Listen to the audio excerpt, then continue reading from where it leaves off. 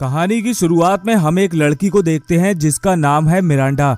Miranda एक hospital में nurse है, मगर वो जल्द ही सर्जरी करने लगेगी क्योंकि वो इसी चीज की पढ़ाई कर रही है। अब अगले सीन में हम मिरांडा के एक पेशेंट को देखते हैं जिसकी डेथ हो जाती है। वहाँ पर उसका बेटा भी बैठा हुआ था जो देखने में बहुत ज्यादा दुखी लग रहा था। मिरांडा उससे सॉरी कहती है, साथ ही वो ये भी कहती है कि अच्छा हुआ तुम्हारी माँ को ज्यादा तकलीफ नहीं हुई। इस पर वो आदमी कहता है कि उसे और तकलीफ होनी चाहिए थी क्योंकि उस औरत ने मुझे भी बहुत तकलीफ दी है और मैं चाहता था कि वो तकलीफ वो भी महसूस करे। अब वो आदमी अपनी माँ से रोज मिलने आया करता था, इसलिए मिरांडा को लगता था कि वो उससे बहुत प्यार करता है। अब मिरांडा अपना काम खत्म करके एक लॉन्ड्री शॉप में जाती है जहाँ रिसेप्शन पे बैठी एक लड़की मिरांडा से एक स्लिप पर साइन करवाती है। ये करते हुए मिरांडा के हाथ कांप रहे थे।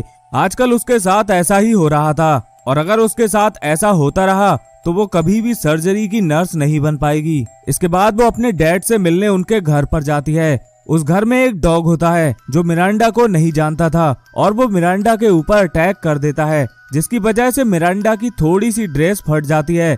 अब वो उसी फटी हुई ड्रेस में अपने डैड के साथ डिनर पर जाती है। डिनर करते हुए हमें ये पता चलता है कि मिरांडा एक नया घर खरीदने वाली है। इस पर उसका डैड कहता है कि मैं चलकर वो घर को देख लूंगा। तभी हम अचानक से देखते हैं कि वहाँ पर एक आदमी के गले में कुछ फंस जाता है। अब चूंकि मिरांडा एक नर्स थी तो वो उस आदमी की जान बचा लेती है। अगले दिन मिरांडा अपने नए घर को देखने जाती है। आज मिरांडा के एक दोस्त का बर्थडे था, इसलिए वो उसके लिए केक बनाने लगती है। ये केक सभी लोगों को बहुत पसंद आता है। तभी मिरांडा की एक दोस्त उससे कहती है कि मैंने तुम्हारे लिए एक डेट प्लान किया है। वो लड़का बहुत ही ज्यादा अच्छा है और वो तुम्हें काफी खुश भी रखेगा। अब अपने दोस्त की बात सुनकर मिरांडा उससे मिलने के लिए तैयार हो जाती है। अब अगले दिन मिरांडा उस लड़के से मिलने के लिए रेडी होने लगती है, मगर तभी मिरांडा के गेट पर कोई आ जाता है। जब मिरांडा गेट खोलकर देखती है तो वहाँ पर एक केविन नाम का लड़का था जो टाइम से पहले ही उसके घर पर आ गया था। मिरांडा उस आदमी को घर के अंदर बुलाती है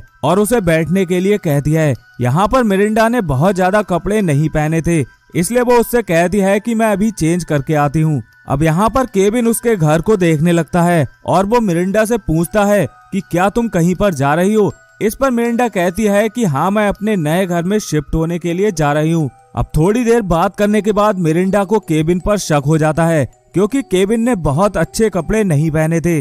वो केविन से कहती है कि तुम अभी चले जाओ, तुम काफी पहले आ गए हो, मगर केविन वहाँ से जाने के लिए मना करता है और वो गेट के पास जाकर गेट के लॉक लगाने लगता है। ये देखकर मिरांडा काफी डर जाती है और केविन से कहती है कि तुम यहाँ से चले जाओ वरना मैं पुलिस को कॉल कर दूंगी। इसके बाद केविन मिरांडा के साथ जोर जबरदस्ती करने लगता है और ऐसा करने के बाद वो वहाँ से भाग जाता है। अब यहाँ पर हमें ये पता चलता है कि उसका असली नाम केविन नहीं है बल्कि उसका असली नाम विलियम है। थोड़ी देर बाद मिरांडा के घर पर असली केविन आता है। वो घर का दरवाजा खुला हुआ देखकर अंदर जाता है। अंदर जाकर देखता है कि मिरांडा की हालत काफी खराब थी।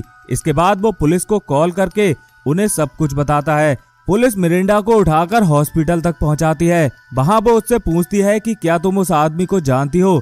तभी मिरांडा को याद आता है कि जब वो अपने डैड के साथ रेस्टोरेंट में गई थी तब वहां पर उसने विलियम को भी देखा था। ये बात वो पुलिस को बता देती है। इसके बाद हम विलियम को देखते हैं जो वहां से भागने की कोशिश कर रहा था।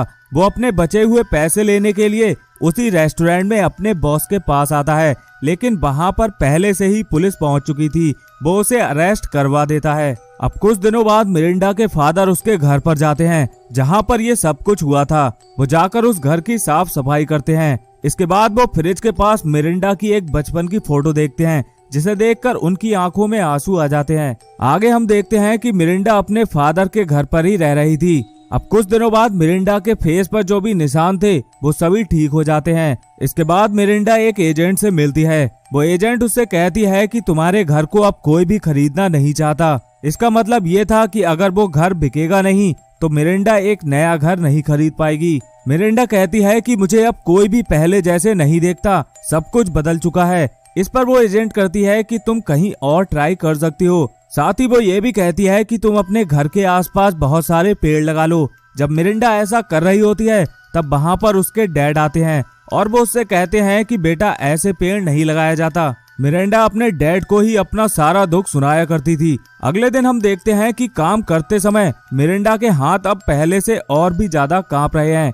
और इस घटना के बाद उसकी ऐसी हालत होती जा रही है। यहाँ पर हम समझ पाते हैं कि मिरांडा की केयर करने वाले सिर्फ कुछ ही लोग बचे हैं, जिसमें सबसे पहले उसके डैड हैं, बाकी उसकी कुछ दोस्त जो उसी के साथ हॉस्पिटल में काम करती हैं। अगले दिन मिरांडा की हेड उससे कहती है कि तुमने एक बहुत ही इम्पोर्टेंट सेशन मिस कर दिया है और अगर तुम ऐसे ही सभी चीजों को मिस करती रही तो तुम कभी भी नर्स नहीं बन पाओगी। यहाँ पर वो ये भी कहती है कि तुमने बहुत मेहनत की है तो तुम्हें ऐसा नहीं करना चाहिए। अगले दिन मिरांडा अपने लॉन्ड्री का सामान लेने लॉन्ड्री में जाती है। वहाँ वो रिसेप्शन पर बैठी लड़की उससे कहती है कि तुमने पिछला पेमेंट नहीं किया है, इसलिए तुम्हें अभी सामान नहीं मिल पाएगा। इस बात पर इन दोनों में काफी बहस हो जाती है। अब रात को मिरांडा अपनी सर्जरी वाली गेम को ट्राई कर रही होती है।